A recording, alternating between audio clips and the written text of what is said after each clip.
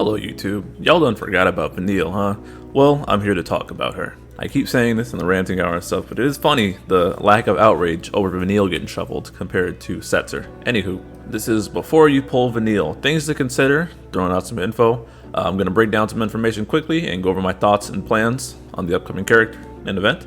I do play both JP and Global consistently, and I use my knowledge, research, and experience to help others. My goal is to help everyone make informed decisions based on their own roster. There's too many variables to consider as for just general advice, but I try and put my perspective in things to help people make better decisions. There's a lot of nuance that might fall through the cracks. I also like putting my poll plans in here just to put some skin in the game, potentially give you all ideas on how to think. So let me know what you think. Go ahead and leave a comment with your plans for the upcoming character.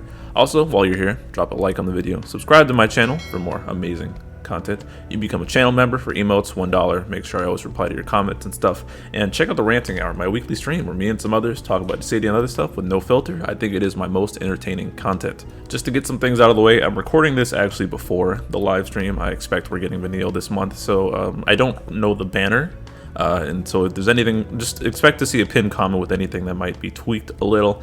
This is mostly me talking about Vanille just before the banner comes out, and everything will be around that, but the banner might influence my decision making potentially, so stay tuned for that. So Vanille's role is a magic damage debuffer, and she has very strong attack and defense down debuffs. That's been her thing, and she can also dispel really well, either on her skill 2, which is dispel, obviously, and her EX, which also dispels. It has a dispel trap on it. She's getting a minor rework. Her skill 1 Protect now does splash damage, 50% splash, and her skill 2 Dispel now does 100% AoE. It also dispels all targets, and it can dispel up to 8 buffs, and Vanille now gets refund after using it. It's a decent buff to her damage, but ultimately her skills are still 1 HP attack. With her LD, Vanille leans even further into her role as the best dispeller in the game. The LD attack is a party battery into a 1 HP attack, 100% AoE. However, the new buff is pretty good. She gets overflows for both Brave Stolen and Brave Gained. And when a party member attacks someone with the debuff active, which it's generally all the time, they get 20% Brave damage up and 10% HP damage up. Additionally, this is where the Dispel part comes in with Vanille. If the party member is attacking a target without any buffs at all, 20% Brave damage, 10% HP damage up. So in total, in Vanille's best case, the enemy is debuffed, they have no active buffs. She was providing a 20% HP damage up and 40% Brave damage up to the party. In the background, she already had like 60% attack up to the party, and she's bringing a fat 100% defense down. This is due to her single defense down along with her high armor, which provides another 20%. So 60 attack, 40 Brave damage, 20 HP damage, and 100% defense. That's a pretty big buff, or debuff, whatever you want to call it.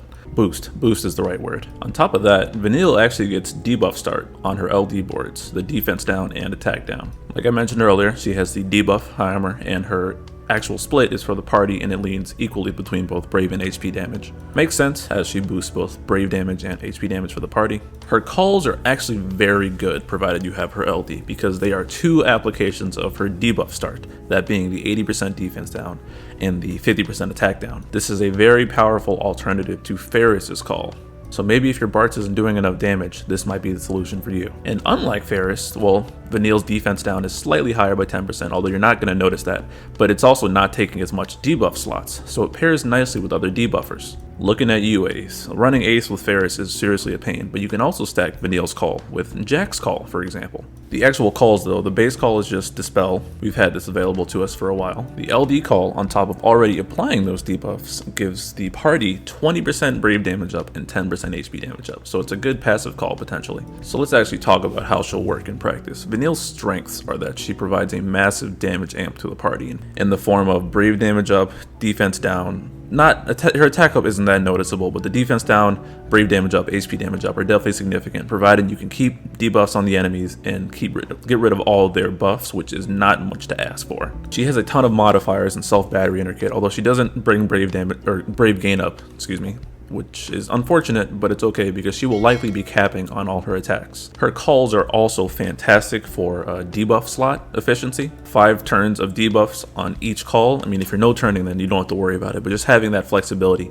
is also really good. But that's about where the strengths end, unfortunately, in my opinion. Her weaknesses are she just does no damage. She has the Quistis problem of having a really loaded thing or effect behind her, with Quistis being the ignore delay immunity, and Quistis having good battery and stuff like that, but Quistis does no damage and neither does Vanille. So while Vanille can cap pretty much everything she does, she has a hard ceiling of 1 HP attack on every single skill, which is really bad nowadays. You can compensate this for bringing more damage in her stead, but that might not be everyone's playstyle. And a lot of Vanille's effectiveness can be accessed through her as a call. You're not getting the 20% HP damage up and 40% brave damage up if she's not in the party, obviously. But you can bring that in a better unit, potentially, maybe with debuff calls or Vanille as a call, and maybe use her as more damage. So it's kind of rough bringing her in the party, in my opinion. But unfortunately, it's the price she had to pay for having such a loaded boost to the party.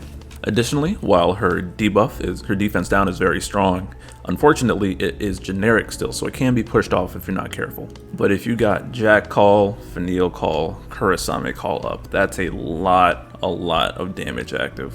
Potential Vanille teams would be, well, you obviously want to avoid a lot of debuffs or frame debuffs just because you want to make sure Vanille sticks. She can handle the Dispel condition on her own, so there's not really any need to support that. Otherwise, it would be kind of redundant. Otherwise, you need to bring big damage alongside of her. Maybe some attack auras behind her, because she doesn't bring, while she does bring a lot of defense down, she doesn't bring a lot of attack. Attack and defense are relevant stats, so it's good to buff that. But anyone who just does an obscene amount of damage in by themselves, a hyper carry, because you have to account for Vanille's lack of damage. She can work fine, but you got to work around that. She's generally pretty flexible in that regard. As for useful fights, the one I think she shines a lot in is like way down the road, Sayador's Lufenia Plus, where it's the Fang bosses and they buff each other a lot, and they have high defenses unless you dispel them and drop a defense down debuff on them, so she's good there. Kadaj's Lost Chapter is pretty thick. She helps there. I think they have a buff she can dispel as well. Same with Shadow's LD Raid. Shiva also buffs itself a lot and hits hard, so if you bring Vanille for the attack and defense down, she can potentially be useful there as well. I mean, really, she's a dispeller, which boss buffs are kind of few and far in between, but defense down and attack down is always generally useful, and it goes even farther when you bring her as a call, because then she's super useful. I have no event to talk about because, as I mentioned before, I'm recording this before the fact, so I don't know when exactly she's going to drop. So let's pivot right into my plans. So there's some nuance here. If Vanille had come during the twin cycle with Kryl, just like the banner in JP, I probably would have skipped her as I already had Kryl, but now that she's been shuffled around, this adds some new variables to the mix. And again, I'm gonna have a pinned comment because this video is probably gonna come out after the live stream and I'm gonna be busy, so expect some updates there. But whether I grab Vanille would be mostly based on who her banner mate is. Like if it's Ashe, then yeah, because Vanille will almost certainly be on Jack cycle. If she's on Jack cycle and she's with an LD I don't have, those conditions, that means I'm definitely pulling, because Vanille's call is very good for the defense down. It will allow my ace runs to be even better because you can't run Ferris alongside ace because you run out of debuffs. If it's someone I already have, I might be less incentivized and I'd think it over again, pay attention to the comment. But I do generally think her call is very valuable. I would never run her in the party, so I wouldn't get her high armor plus ever. Her high armor at base, that damage is just too sad. She does rerun alongside Layla, who's getting a lot of hype because she breaks a lot of fights, and Vanille is a good consolation there. So it really, but unfortunately she is, well, let me not say unfortunately, that's poisoning the well. She is if she were to rerun on Jack cycle, I'd want the BT there, but if she runs alongside Layla alongside Gilgamesh's BT plus, I'd be less incentivized to pull there, especially because I'm not very interested in Layla, and while I do think Layla is great and broken, she's also kind of boring, and I feel like she's easily skippable. On top of that, there's a lot more broken calls in the next couple months, and content's kind of a joke around that time anyways, so I wouldn't feel the need to grab Vanille then. So let's talk about my general advice as I'm kind of spilling into that. Like I always say, this is not for people who are decided, it's for people who are on the fence, some things to think about, maybe to sway you one direction or the other, just some things to consider. If you're stuck in a fight, use Reddit, Call to Arms, Dissidiainfo, Discord to kind of try and help beat fights without pulling, because ultimately you want to save your resource for the things you really, really want. If you're missing some more of the offensive debuff calls, aren't all calls offensive? No, that's not true. Anyways, if you're missing some more of the defense downish calls, like you don't have Ferris, for example, and you want to stack something alongside Jack, I think Jack's a higher priority call than Vanille personally, but running those two together will amplify your damage a lot via calls. Also, depending on the actual banner might influence you as well. Maybe if you want a Jacked BT, which is where, again, assumption of where she'll pop up, but that's a potential plus, and or if you don't have the other LD. Just consider Layla down the line as well. If you're good on your debuffs and you can complete content reliably, I think Vanille Call might be overkill. I think it's more of a nice to have, but it is really powerful. That defense down is fat. I think it is the highest defense down call we have in the game. I think permanently maybe. But if I were lacking a dispeller or a debuffer, I don't want to call her a luxury call. She's a very powerful call, but I'd probably stop there. So just some things to consider. Those single HP attacks really are a tragedy, even if she can cap it all the time. You want to run her alongside big damage carries like Jekt or Reigns or Tifa or Vaughn or something like that, go ahead. But I think for a majority of the player base, she's not competitive enough damage-wise in the party, but outside of the party, call. That's all I got to say though. We'll see what the banner is again. For the fourth time, I'm recording this before the fact, so we'll see how it turns out. Pay attention to the comments. I will pin something for myself to provide any updates on the situation. Maybe I won't be around to stream the live stream either, so just stay tuned for that. But I'll hope you guys enjoyed. I'll catch you guys later. Be sure to like, comment, subscribe, all that good YouTube stuff. Help me out in the algorithm, and I'll catch you later. Peace.